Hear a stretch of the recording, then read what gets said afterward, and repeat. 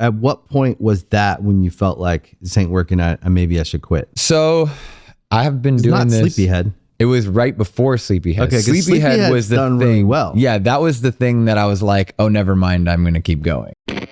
Bad times, I don't want to have bad. Where are you from?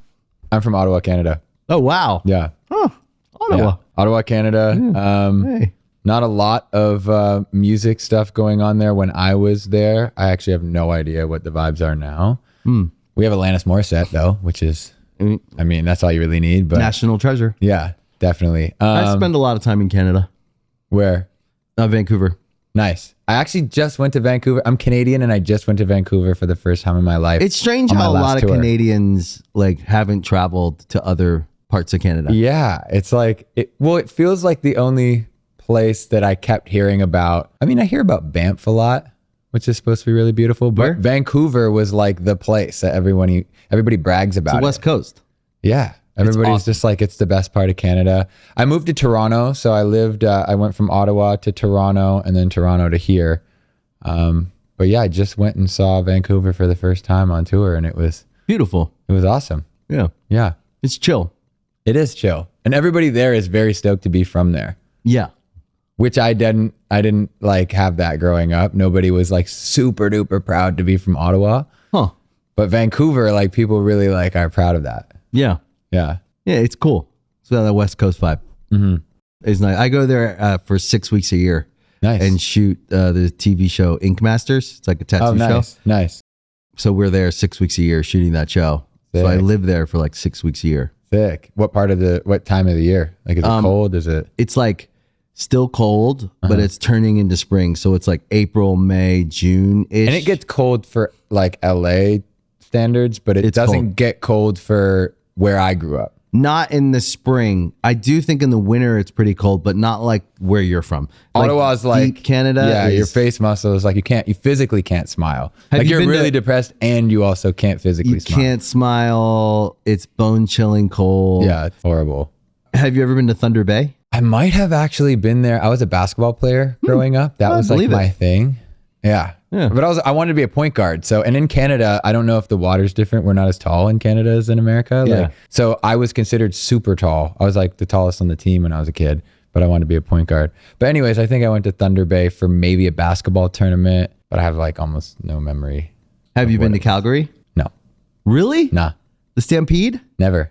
Have I you grew up been on a to- farm too. You would think that. You grew up on a farm? Yeah. I grew up in like farmland. So I grew up on a ranch because we Oh. didn't grow crops. I think that makes You had it like animals? Yeah, we had horses. We had Oh. emus. Which Wow. is crazy. We had goats, chickens, a turkey named Stalker. We had llamas, Ringo and Romeo. Are your family still there? My mom still lives there, but all the animals are gone. And my dad actually moved out to California. Oh, okay. Yeah, after I moved out. So are you guys close? Yeah, Oh, that's nice. yeah, That's really nice. yeah. He's like an hour and a half away.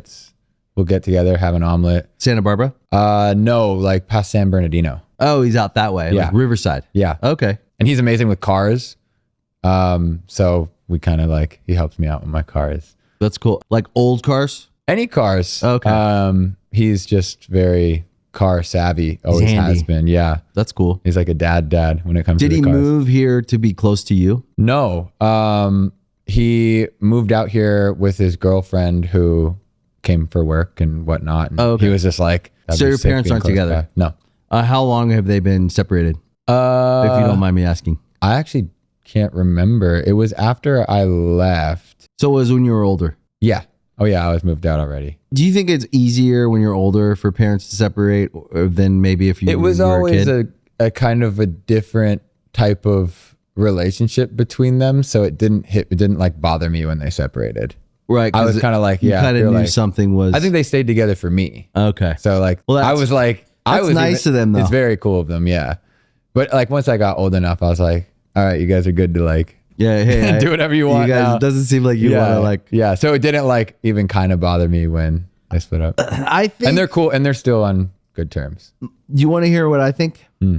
I think if we could normalize people separating, we could make it a lot less painful Yeah. and traumatic for everyone, whether it's their kids or for them. Right. And I think we are at this stage in the world, but I do think that like there's still something like that feels like a deep failure when people don't stay together. But I don't think it's actually a failure for some people. I actually think there's some growth in some of it. Especially if they can be cool still. Yeah. Like instead of letting it burn to the ground because you didn't want to separate. Yes. I feel like it doesn't have to be crazy bad. I think blood. about that when I've had friends who have gone through really painful divorces, and it feels almost like you could remove maybe half of it if you didn't feel like everyone was judging you, if it didn't feel like such a failure, and it was a more like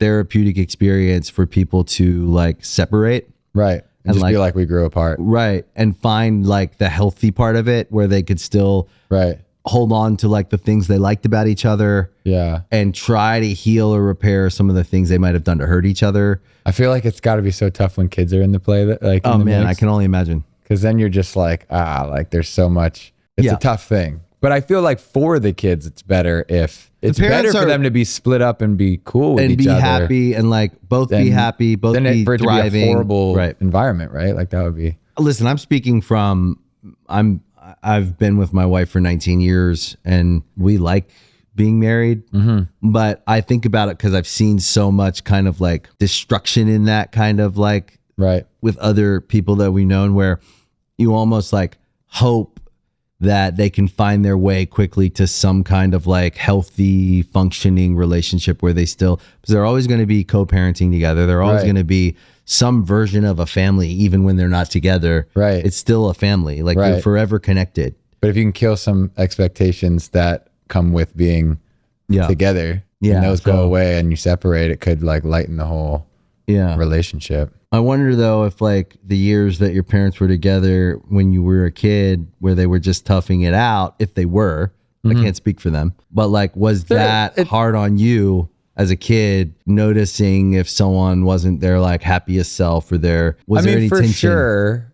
And then also like just comparing to some friends where like it was like the picture perfect happy family, like postcard vibes. And I was like, oh, my vibe's a lot different at home. But it was just like, they're so opposite. Couldn't be more opposite of people. And it like was, I mean, I got a lot from both. They're like polar opposites. And so I took like things from both. So I'm grateful for it.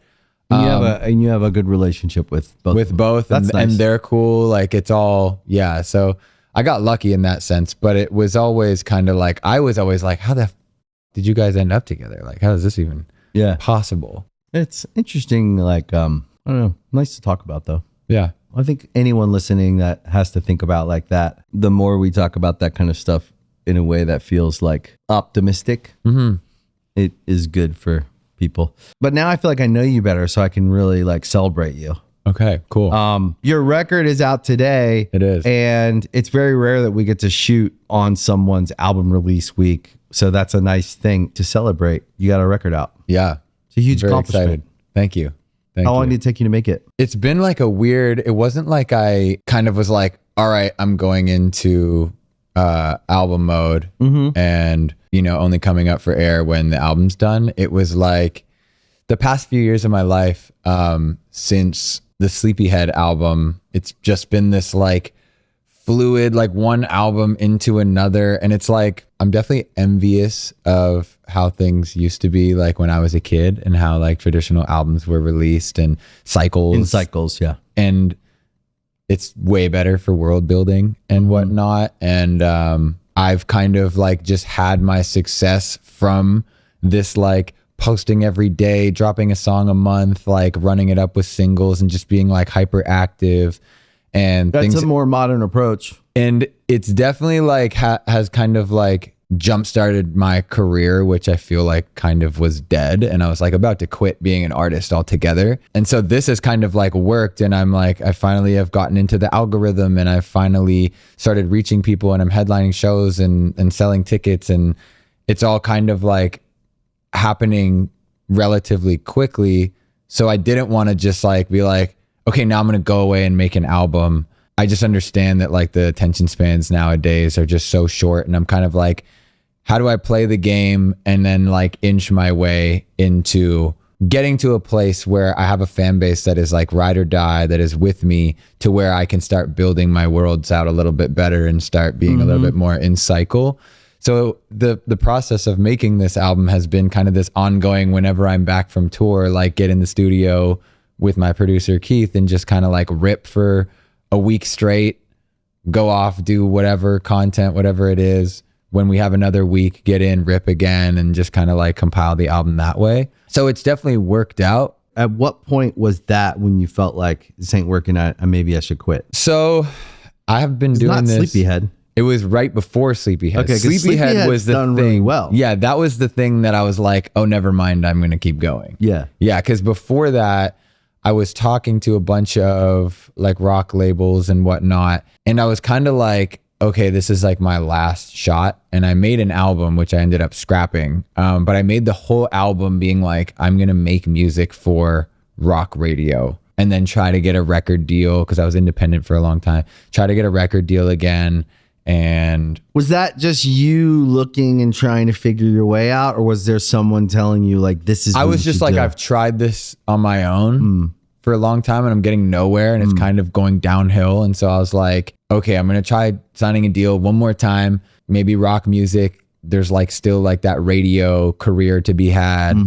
And it's more feasible than like, I used to make more pop leaning music and like pop radio. I was just like, I'm not even gonna think about that. So I was like, let me make an album kind of going for that, which like was very inauthentic to me. And I was definitely kind of like feeling desperate and feeling like nothing's working. So I'm just going to try this one last thing. And through the process of making that album, I was like, if this doesn't work, I'm just going to be a songwriter. Like I've had more success being a songwriter than an artist. So you were a songwriter as well. Yeah, actually with Stevie was the first cut that I ever got, but we wrote a song and it ended up being an Millennium single featuring Ian Dior, like right after Mood came out. Oh, it was yeah. like the big single I from just had Millenniums. Millennium on. Oh, nice. This show. Yeah, so I wrote First Time by him, which was a single for, I can't remember how many albums ago, but the album got like Grammy nominated, and like I was like, oh, this is a cool first cut, and then got some K-pop stuff and was kind of like, You were like, oh, maybe there's a way forward here where I can do music and still get paid. It's still like not make a living, make a but living. maybe I won't be an artist like I wanted to be, but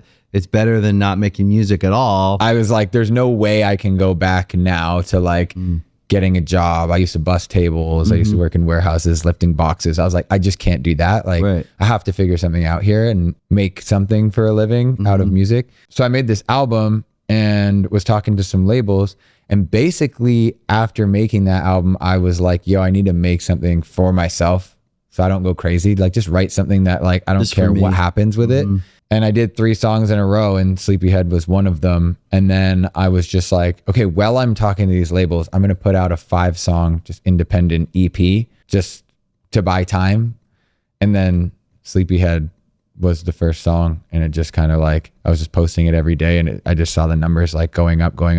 And it was the first time I had ever witnessed that with my own music. And I kind of was like, all right, I'm scrapping that whole album. Like this is working. I'm just going to go all in on this for a bit and see what happens. And What you're describing to me sounds like a very modern approach to finding your way in building a career. Yeah. So it's very hard. It takes, it's somewhere in the span of 3 to 5 years, what I've maybe found. like 15, Right. How old are you?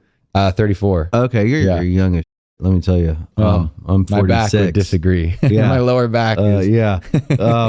But you'll, in 12 years when you're my age, you'll go look back and you'll go, I was young. I wish I had that back again. And I still feel like I'm young, but I'm not as young as you. But for what you're describing to me, it sounds like, okay, one, it sounds to me like you're self-motivated, self-driven, self-reliant.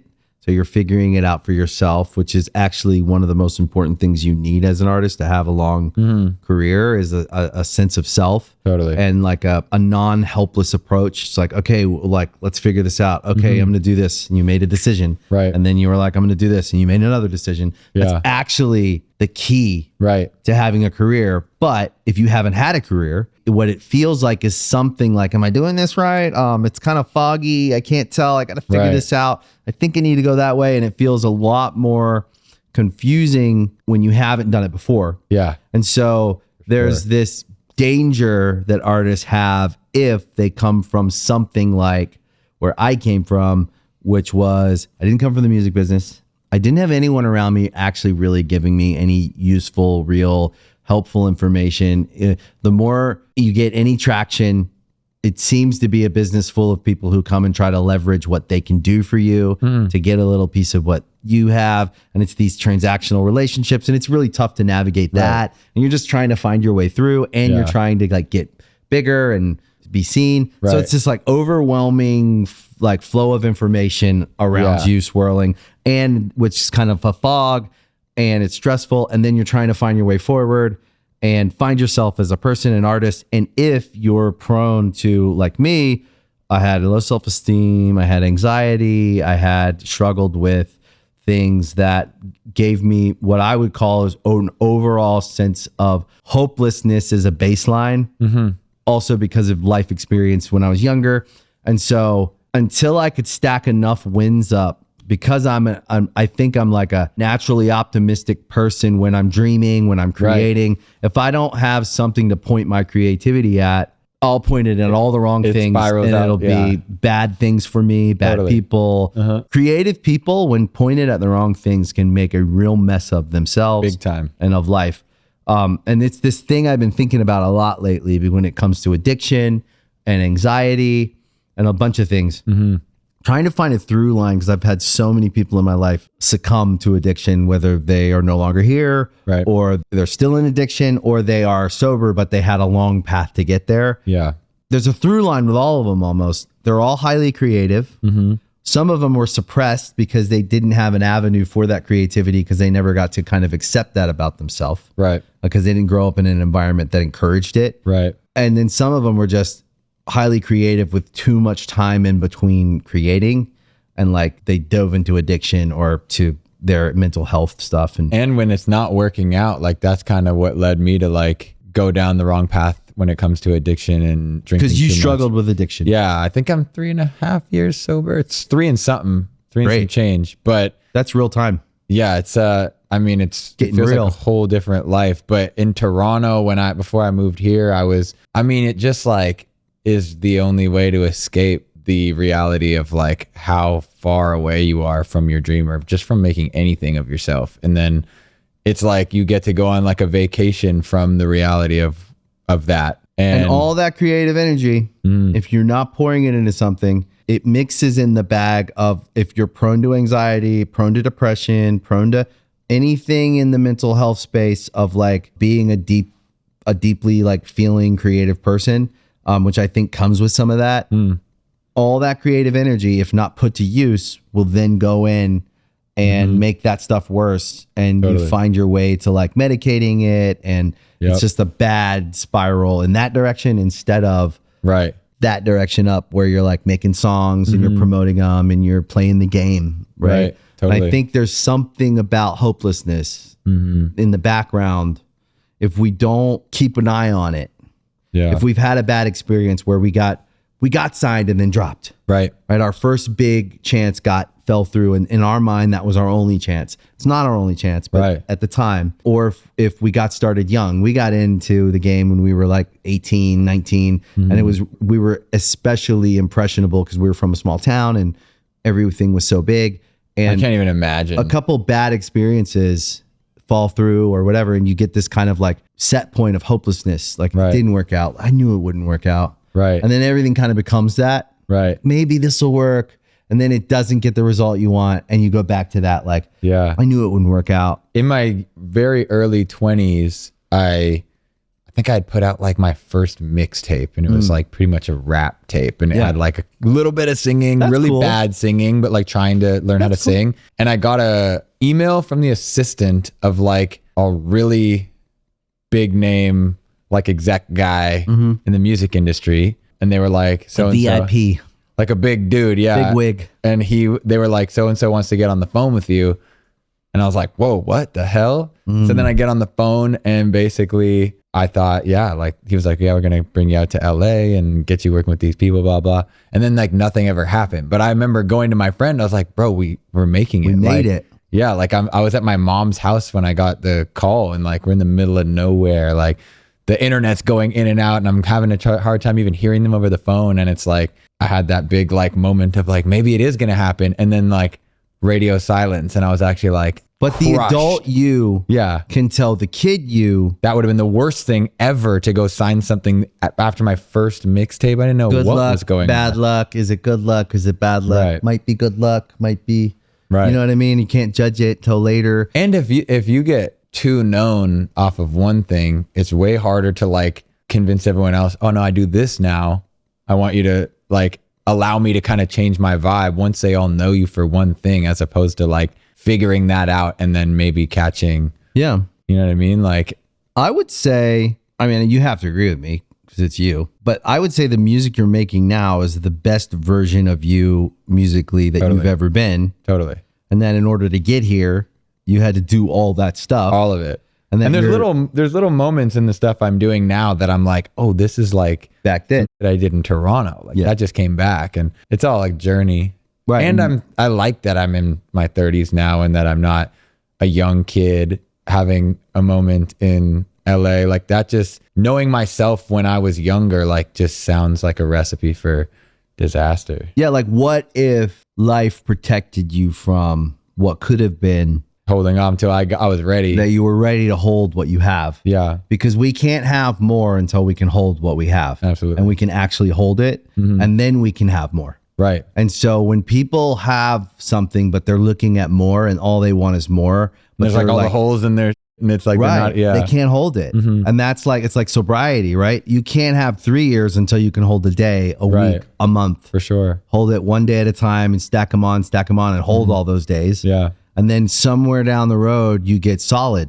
You get this momentum. And then it gets easier to go through the turbulence. So Right. like something goes wrong or something doesn't pan out. And you don't you're crumble not to going zero back, again. Yeah. right? That's momentum. And that's the same thing in a career is we get momentum.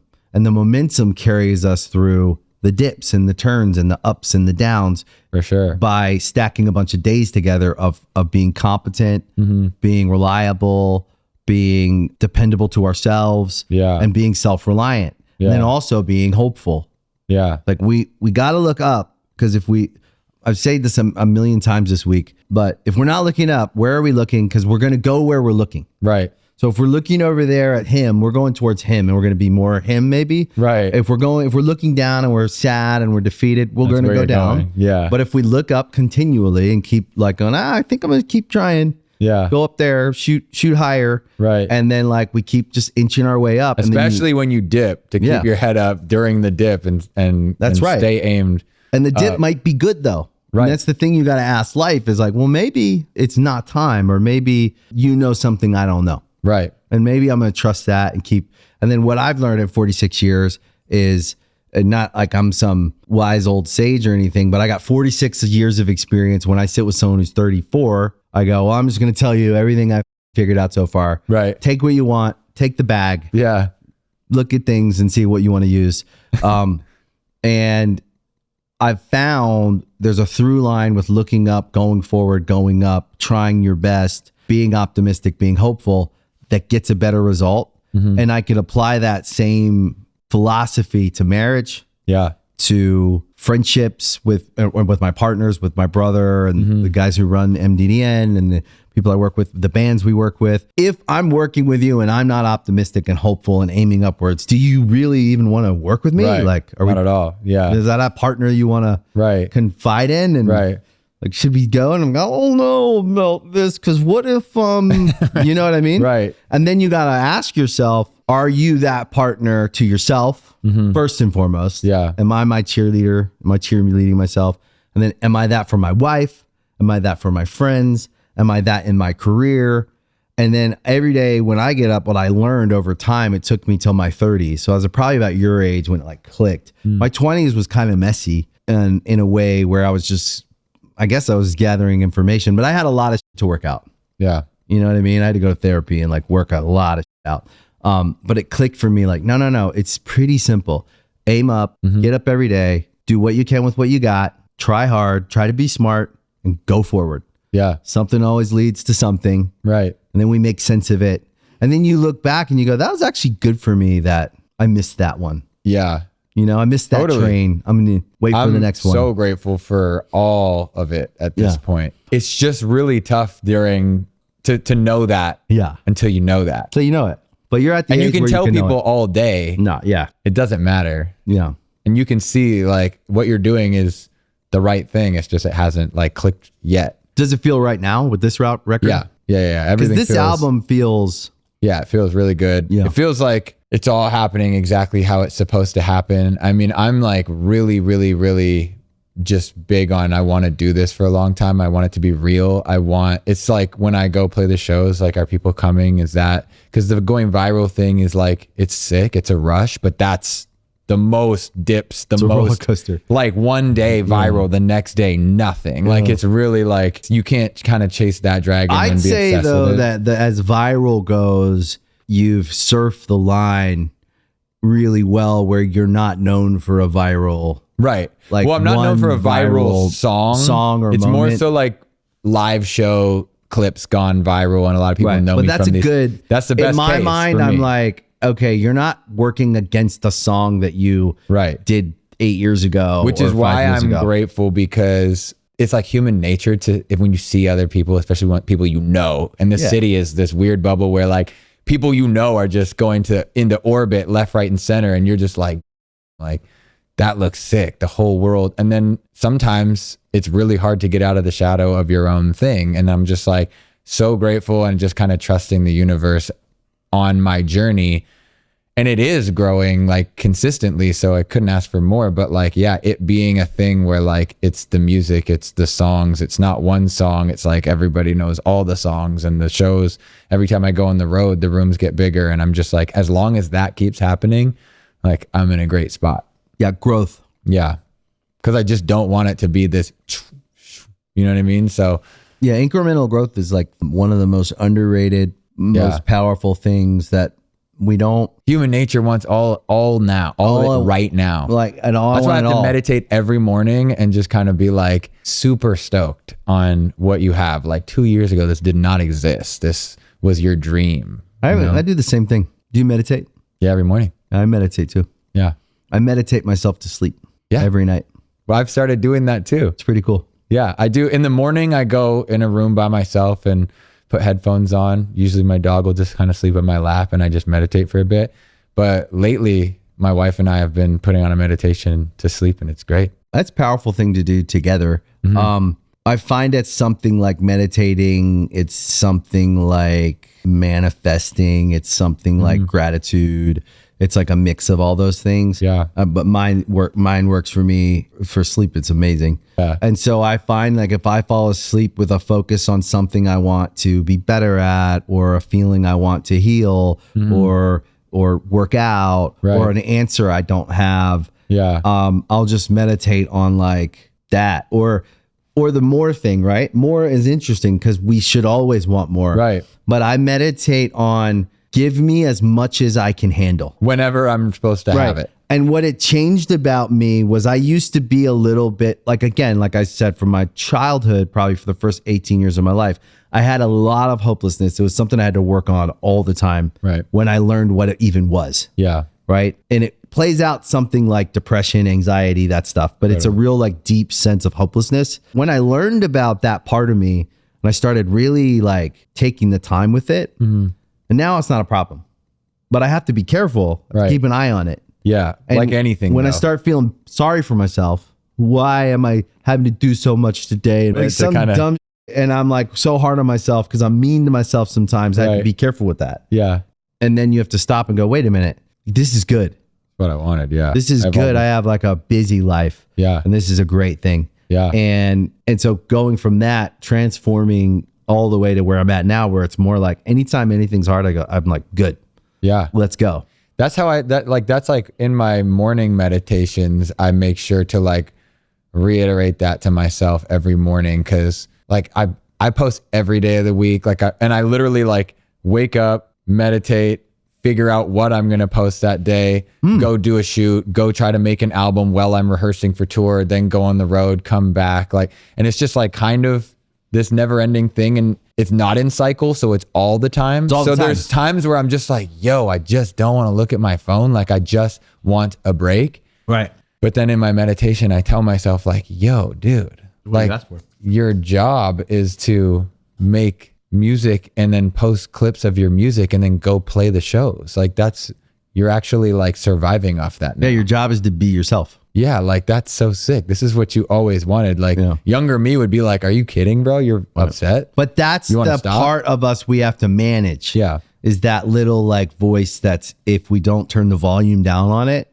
because actually it's something probably like our inner child or something that's just trying to protect us from the possibility of failure and everything falling apart. And, and then a good exercise actually when you're afraid of anything, play it all the way through in your mind. Right. Okay, so the song comes out. What if it doesn't do good? Okay, great.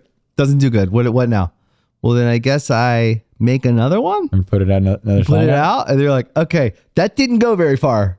Right. It wasn't as and we've been through it before. Yeah. Like it didn't kill us. So it's like I always try to remind myself and any of my friends too, when like because all my friends are artists, so we all have similar we're the same garden variety of like people. Yeah. And I'll be like, yo, play that out. How does that end? And you're like, well, it doesn't end. And what you were worried about a year ago, this very day, you don't even remember. Right.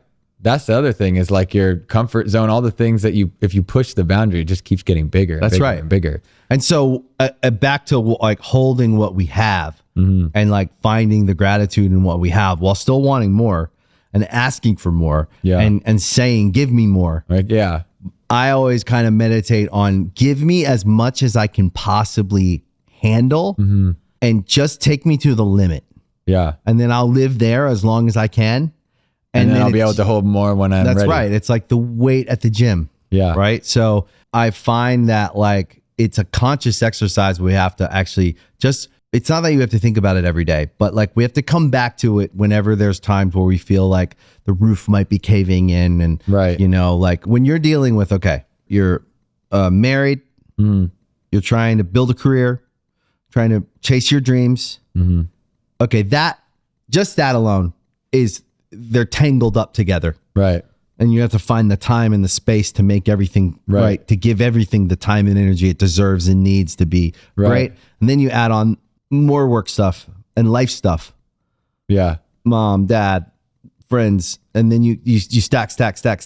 It adds up to something like on a bad day. Too much. It can feel like, it's all coming down on me. But the bad day's a good day. Yeah. Because life is giving you your personal best. It's your max weight that day. Right. And you're like, it's like, well, that's why kind of going to the gym and lifting weights or doing something physical is good, because you start to, over time, see that progress. Relate the progress and the weight to the kind of metaphysical part of life, which is not as and everything's evident. Relative, like things that used to scare me to death when I was young. Like I can just do it now. And that's like kind of what I tell myself when I'm feeling stressed out or I'm feeling scared to do something. That's another part of like getting sober is you have to like learn how to do everything again. And you're like, I'm anxious about everything. Is it easy for you to be sober now? Sometimes like sometimes it's better, but it forces me, like I wouldn't be really sober for anything, especially like something like this, like you'd have to, label meetings. I would just be like wasted, like it just like anything that made me nervous. What was your drug of choice? I mean, I was drinking a lot. Yeah, drinking is an easy one. Drugs, kind of like a few different things. Never anything like crazy, like never heroin or anything like that. Okay, well, drugs to me are all crazy. So yeah, like pills are worse in my mind because they're like easier to access and they're like a little more bit of pills, ambiguous because you can kind of just like there's a reason to take one and then you know like and they scare me the most, you know. And it's so easy, you can just live your life. And alcohol scares me almost more too because it's like alcohol is like so acceptable, especially in this job. Yeah, everyone's drunk all the time. I was like, oh, no one thinks it's weird that I'm drunk for everything I do. Like it's like, oh yeah, he's cool. He's in a band. He's allowed to just do that. Yeah. And I was like, oh, this is like, so then in my head, I was like, yeah, I can do this job drunk. What age were you when that became a problem? I mean, I'm from the country and drink a lot. Canada is like, it's a drinking country. Yeah. Like drinking was really big. But I got into drinking way later than a lot of my friends because I was playing basketball. And I literally quit basketball because I was like, everyone's partying and I'm not. And I was like, yo, this sucks. I'm like not having a childhood because I wasn't drinking and partying and stuff like that. So you probably quit in your teen year, like 16. Probably. Like at the end of high school, kind of. Right. Probably had like 1 or 2 years left of high school. So yeah, probably 16-ish. Yeah. And then that's the age. Yeah. And then like just lots of drinking. And then obviously drugs come into play when you're drinking a lot and partying a lot. And then when I started making music, like it just kept taking a backseat to partying and partying turned into like just being at the apartment, like, and not going anywhere and stuff like that. You know what I mean? So it definitely, it progresses. It made it so I didn't have to deal with, other than the next day, obviously the anxiety was like 10x'd, but at the time I didn't have to deal with being too nervous to do anything. So fast forward now, I'm sober and I'm far more successful. I have a lot more going for me, like less reason to feel anxious technically on paper, but everything still kind of gives me anxiety. But I just have like kind of learned to tell myself like, bro, you always get through everything and it seems to be going well. And like, you'll be scared to play a show and the show will go great. You'll be scared to do an interview and the interview will go great. And it's just kind of like in my nature to feel anxiety. I'm an anxious person. And so I've just gotten good at kind of, I've never tried to like play it all the way through technique, but I've always just kind of been like sort of blind faith, like don't not do this because you feel anxious. Well, that's a better plan. Doing that thing that takes you forward is a better plan than being anxious and sitting still and letting yourself and that's why I just stopped smoking weed. Like weed is not my thing. And I've gone through like portions of my life where I'm smoking all the time. And like in those portions, again, like I would just like not answer my phone. I'm not answering the door. I'm not even leaving my room. Like I'm just kind of like. Weed makes me very paranoid. Super. Yeah. And depressed. But inherently I like the feeling of being high and up, even when it's making me anxious and want to, like I would get anxious about interviews that I made up in my head that I didn't have to do. But I was like, the idea of doing an interview scares me. The idea of getting on a stage right now scares me when I was high. And I would still do it because I just was like, this is like my little cloud that I can live in and nothing's real. So like, that's why I had to stop that because I was like, I'm getting nowhere in my life because I don't want to do anything. I'm scared to do everything. Yeah. But what happens when we put enough days together and we stack enough wins up, even like little wins, big wins, they all count. Yeah. We start to trust the good. Yeah. And so looking for wins is important. Massive. And I actually read about it. I forget what the book was, but I read about with kids, if you can help them and nudge them forward and stack up little wins on top of, it's very important for us to win. Yeah. And to feel like we can win if we go for it. Right. And so like, even with, I forget where I was reading it, but it was like when you play against your kid, right? Let them win, beat them, let them win, right? Beat them twice, see if they can stand that. Right. And if they can't, let them win, then beat them again, see how they handle that. Right. And you measure, each person's different. And it's like helping someone come along so they can trust that there's a win ahead of them. Right. And that kind of keeps them that going. They can win. And there is this like, and we kind of have to do that with ourselves a little bit. Like we got to let ourselves win. And just be like excited about even anything like, that's a win. Yeah. All right. I got out of bed today or whatever, at wherever level we're at. Right. Right. If we're trying to get in shape. Yeah. I went to the gym. I won. That was a win today. Right. It didn't matter what I did. Then the next day it's like, do a little more.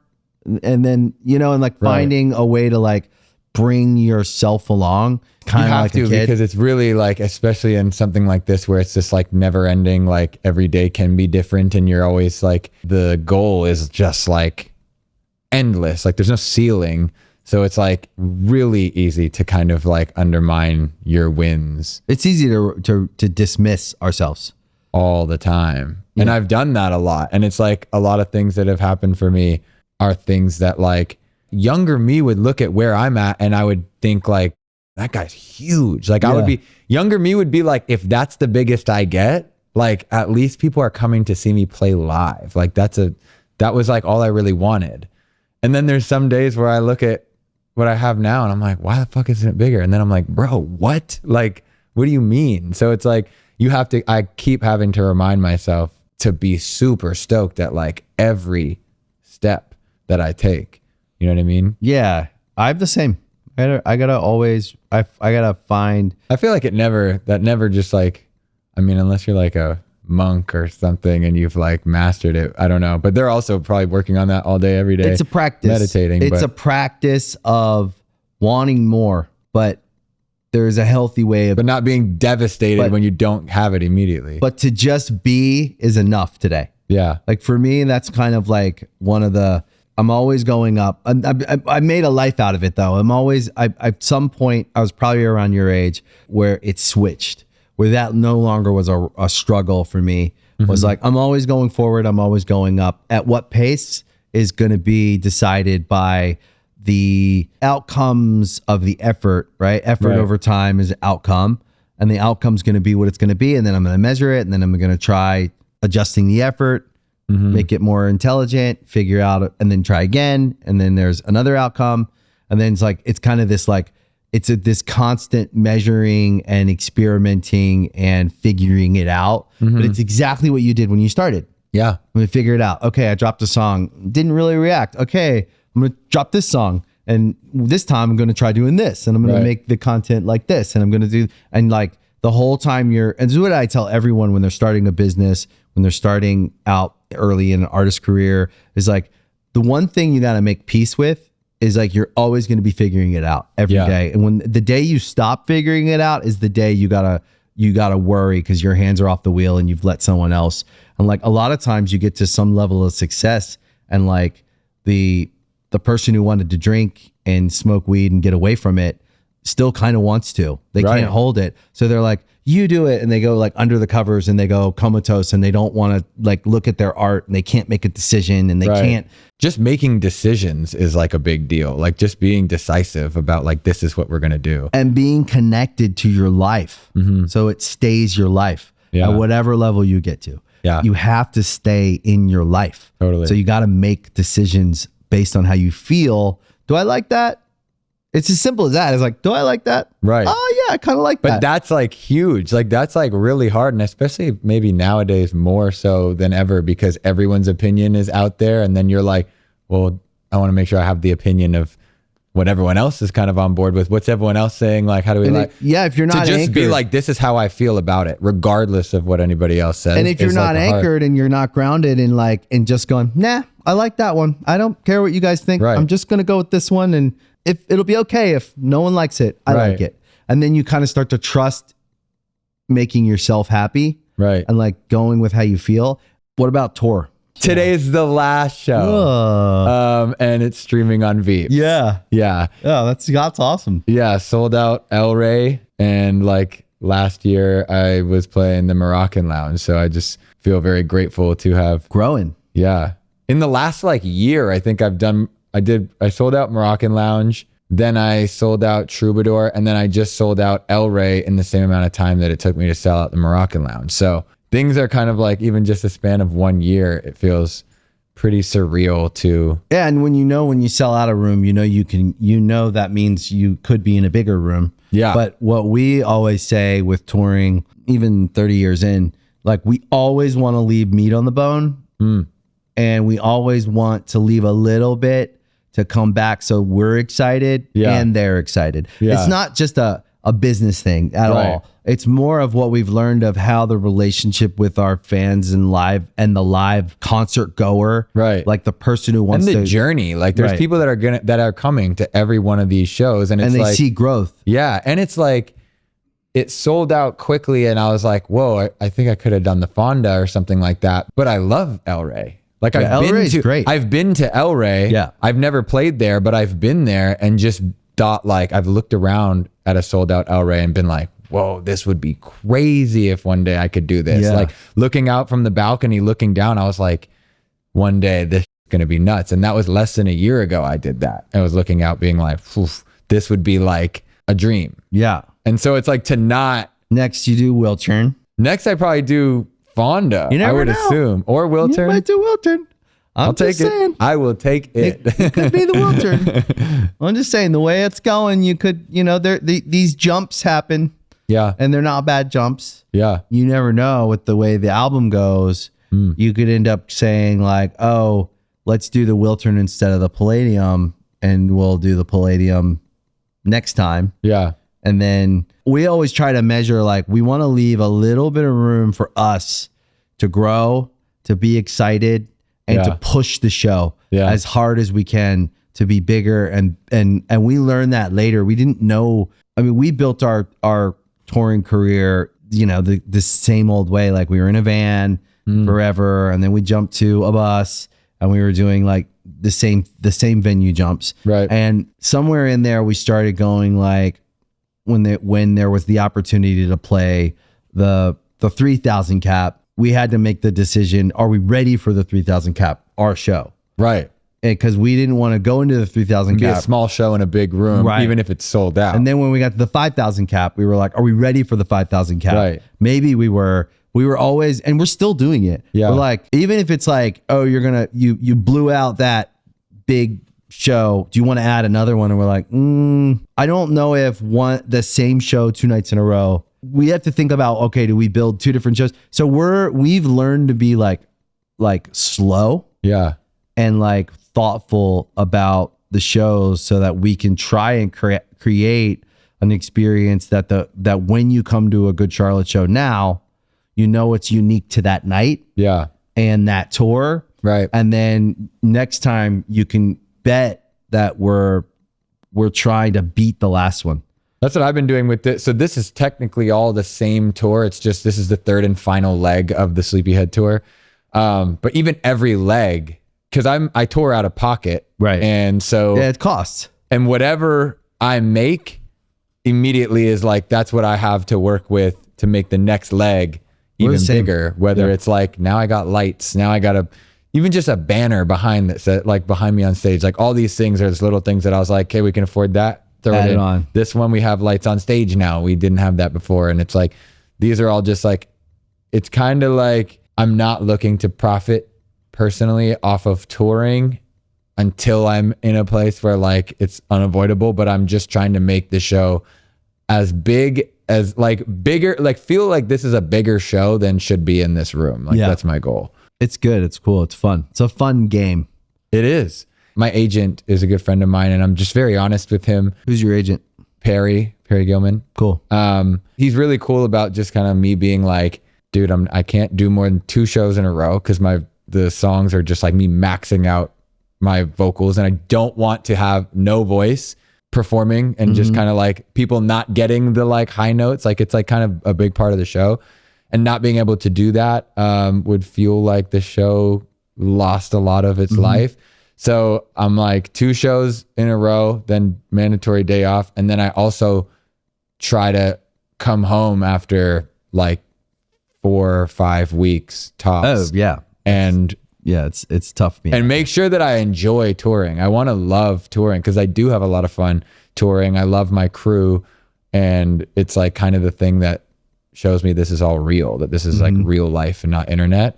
And so it's one of those things where I like do not want to hate touring, and it does get that way for a lot of people sometimes when they just like You hammer gotta it. pace yourself. And sometimes the moment happens, and like sometimes you're like, hey, I got to be a little uncomfortable here because the demand is there, and it's a big deal. But I try to make it so that I love it, That's smart. and I want to do this for a long time. Yeah, you want to build a life that you want to live in. Yeah. Let's talk about old cars. Okay, sick. Do you like old cars? I do. Yeah, Okay. I have a 75 Coupe de Ville. Beautiful. Yeah. You're a 70s guy. Well, Are you a Cadillac guy? I'm a big Cadillac guy, but I would love to get a 60s Lincoln Continental would be Oh, one so that I would. 65, 66. Those Yeah. are the Continentals with the suicide doors. Yeah. Yeah. But the only thing is I wouldn't get that next, because the car I have is such a yacht that So big. it's so big, and I would love like right now, my 2 cars are both Cadillacs, and I have like a 2005 DeVille, which is just my like super cool. scooting around town. Yeah, like It's easy like to that park. Sopranos mobster 90s Yeah. Cadillac. Yeah. Those are super cool. I've always liked those Cadillacs. The new Cadillacs are pretty cool. Yeah. The CT5, Yeah. Blackwing. Yeah. Obviously, I want Cadillac to make Vs. a comeback so bad. I mean, they kind of have made a comeback with the new Escalade. The electric one is pretty cool. Crazy. And then Insane. the Escalade V is pretty cool if you want a gas car. Right. They're for a big SUV, it's fast. Yeah. The CT5. They look crazy too. I've been in one of them they're recently.